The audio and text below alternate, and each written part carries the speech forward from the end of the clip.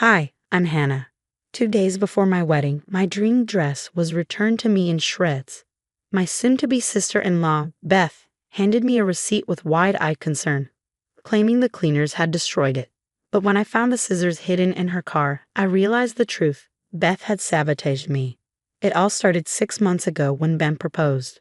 The moment was magical. He slipped a vintage sapphire ring onto my finger, a family heirloom from his grandmother. At the family dinner where we announced our engagement, I couldn't stop smiling until I saw Beth's face. Her lips curled into a brittle smile that didn't reach her eyes. "How unexpected," she said, gripping her wine glass so tightly I thought it might shatter. Beth had been divorced for 3 years, and according to Ben, she'd always been fiercely protective of him. "It's just a twin thing," he'd explain whenever I pointed out her possessive behavior. But I knew it was more than that. At first, wedding planning was a dream. I found the perfect dress, an elegant A-line gown with lace sleeves and a sweetheart neckline. When I tried it on, even Ben's mother teared up. "You look stunning, dear," she said, dabbing her eyes. Beth, on the other hand, couldn't resist taking a jab. "Don't you think it's a bit much?" she said with a smirk. Especially for a second wedding. She knew this was my first marriage. Her digs were always deliberate. Over the months, her criticisms became relentless. The venue was too fancy, the flowers too plain, the menu too exotic. I bit my tongue every time, determined to stay gracious. "Kill them with kindness," my mom always said. 2 weeks before the wedding, Beth suddenly changed her tune.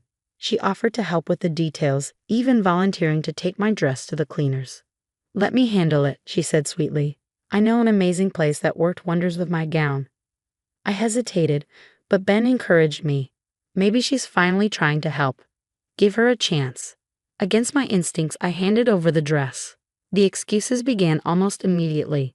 The cleaners were being extra careful with the lace, or delayed by a special treatment for the beading. I was uneasy, but Ben reassured me. Then, 2 days before the wedding, Beth appeared at my door with my dress back. Her expression was a mix of fox sympathy and practiced concern. "Hannah, I'm so sorry," she said, unzipping the bag. The sight made my stomach drop.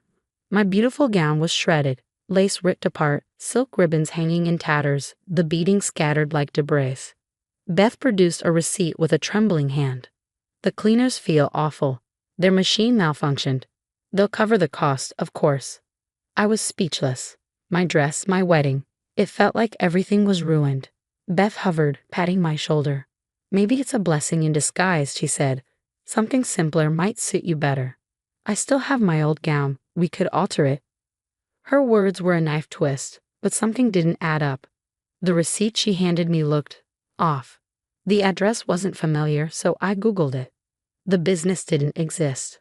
While Beth played the role of the caring sister-in-law inside, I slipped out to her car. Under the passenger seat, partially hidden by a shopping bag, I found her fabric shears.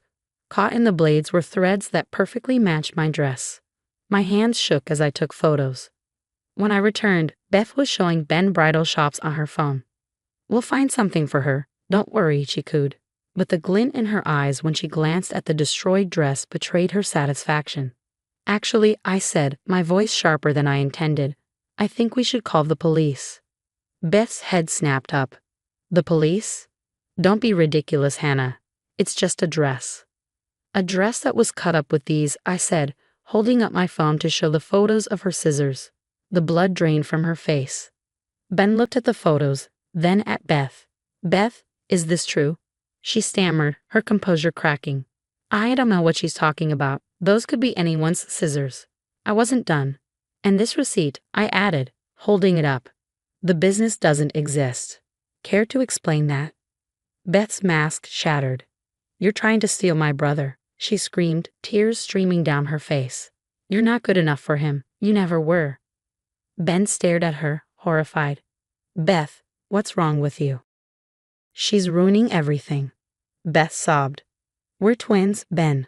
We've always been a team. She's taking you away from me." For a moment, the room was silent. Then Ben's voice cut through, quiet but firm. "Get out, Beth. Now." She gaped at him, her world crumbling.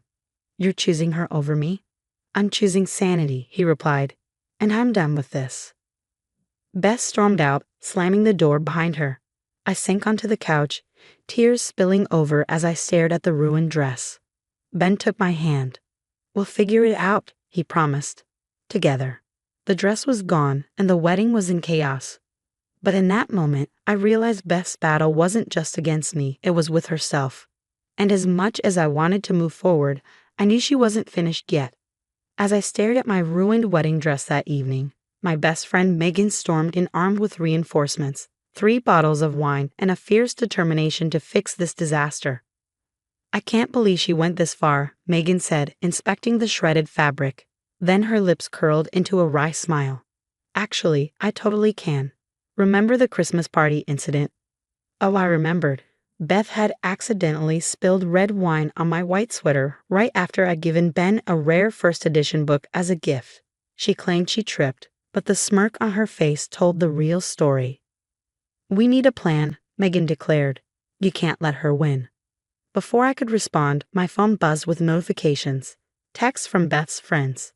Somehow, she twisted the narrative, claiming I falsely accused her of destroying the dress to turn Ben against his own family. Classic Beth, play the victim while being the culprit. "Look at this." I showed Megan the messages, ranging from accusations of cruelty to barely veiled threats. The worst came from Martha, my future mother-in-law. "Family dinner tomorrow night. We need to discuss this. All of us." Ben read the message over my shoulder and squeezed my hand. "We'll face them together," he said firmly. "We have proof." The next morning, chaos escalated. Beth posted a tearful selfie on social media, rambling about false accusations and family betrayal.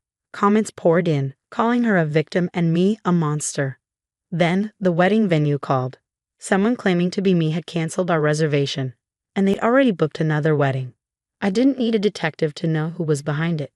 "She's trying to ruin everything," I whispered to Ben as we drove to his parents' house that evening. "She won't," he promised, but the strain in his voice said otherwise. Walking into dinner felt like entering a battlefield. Beth sat at the table, red-eyed and sniffling, perfectly playing the devastated sister. Martha hovered near her, glaring at me. Even Ben's father, usually neutral, seemed troubled. "Well," Martha began, her tone clipped, "we need to address this situation." "Yes, let's," I said, pulling out my phone.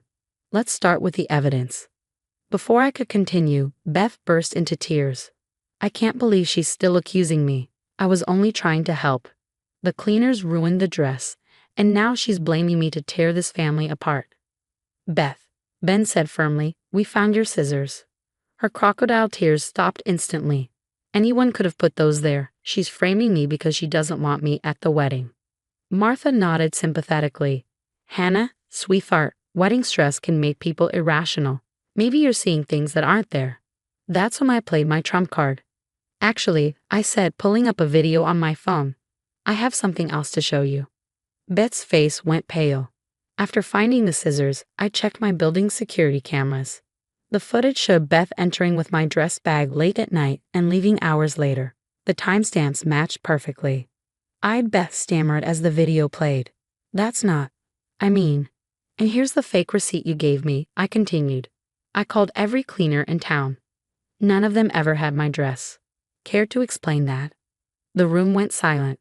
Martha stared at the screen, her expression crumbling. Ben's father rubbed his temples, shaking his head. Then Beth laughed. A cold, bitter sound. "Fine," she spat. "You want the truth? I destroyed it. That dress was ridiculous anyway. You're trying to look like some princess when you're nothing but a gold digger who stole my brother." "Beth," Martha gasped. "Oh, don't act shocked, Mom. She's turned Ben against us. He barely visits anymore because of her. She's ruining this family." Ben stood, his chair scraping loudly. "No, Beth. You did that.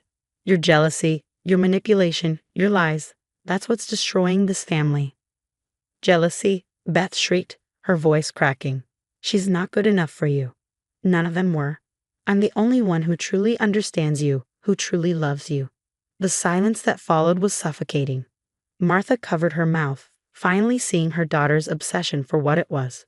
Ben's father clasped his hands, the weight of years of enabling settling over him. "I think," Ben said quietly, "we need to postpone the wedding." My stomach dropped. Beth's face lit up with triumph until Ben continued. Not because of the dress. Not because of Beth's lies. But because this family needs help. Professional help. Either Beth gets therapy or she's not welcome in my life anymore. I won't let her ruin my happiness or continue hurting Hannah. Beth launched herself at me then, screaming incoherently. Ben caught her mid-lunge, holding her back as she flailed and cried. As security cameras captured yet another meltdown, I realized this wasn't over. Beth wouldn't give up, not without a fight. With less than 48 hours until the wedding, we had to survive her next move, and somehow find a new dress in the process. The next morning, just 24 hours before our wedding, my phone rang. It was Martha. "Hannah," she said, her voice trembling. I found something in Beth's room. You need to see this." When I arrived at Beth's room, Martha pulled back a curtain to reveal a hidden wall. My blood ran cold. Photos of Ben and Beth together covered the surface, meticulously arranged, but every picture of him with other women, including me, had been defaced, cut out, or slashed with red ink. Beneath them were stacks of journals, each page detailing Beth's obsessive plans to sabotage not just our wedding, but every relationship Ben had ever had. Martha stood frozen, her face pale. "I had no idea. She needs help, Hannah. Real help. We're having her committed this afternoon." Relief and a pang of sadness washed over me. Beth's obsession ran deeper than jealousy. It was something darker. But there was still one problem. I had no wedding dress. That's when Megan burst into the room, her grin wide. "Come with me. Now." She drove me straight to her mother's house and led me up to the attic. There, in a carefully preserved box, was a vintage wedding dress. "Mom always said this dress was meant for someone special," Megan said, her eyes glinting with excitement. "It's yours if you want it." The dress was breathtaking, a timeless silhouette with intricate lacework that miraculously fit me with only minimal adjustments. Megan's mom, a retired seamstress, got to work right away. As I stood on the platform while she made her final stitches, my phone buzzed. It was a text from Ben. "Beth's been admitted. She's getting the help she needs. Nothing can stop us now." The morning of our wedding dawned bright and clear. Against all odds, Martha had managed to secure us a new venue. It turned out she had a few connections she wasn't afraid to call in. When I walked down the aisle in Megan's mother's dress, I saw Ben's eyes glisten with tears.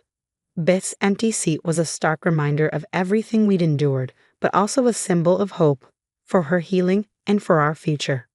During the reception, Martha pulled me aside and hugged me tightly. "I'm so sorry," she whispered. "We should have seen the signs sooner. You've shown more grace and strength than I ever could have asked for.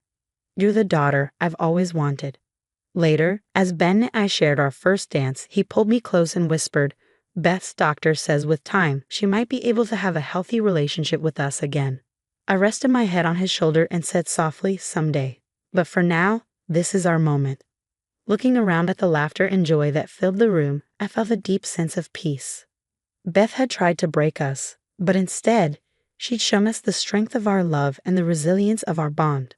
Months later, we received a letter from Beth's treatment center. It was an apology, genuine and raw, along with a promise to do better. Trust would take time, but it was a step in the right direction. As for me and Ben, we're stronger than ever. Every now and then, Ben glances at that vintage dress, now proudly displayed in our closet, and says, "You know what? Beth did us a favor. That first dress wasn't nearly as perfect as this one." And he's right. Life's greatest blessings often come disguised as our hardest battles. You just have to weather the storm to find the rainbow on the other side. What about you? If someone tried to ruin your big day, could you forgive them after they sought help? Share your thoughts below. I'd love to hear your story.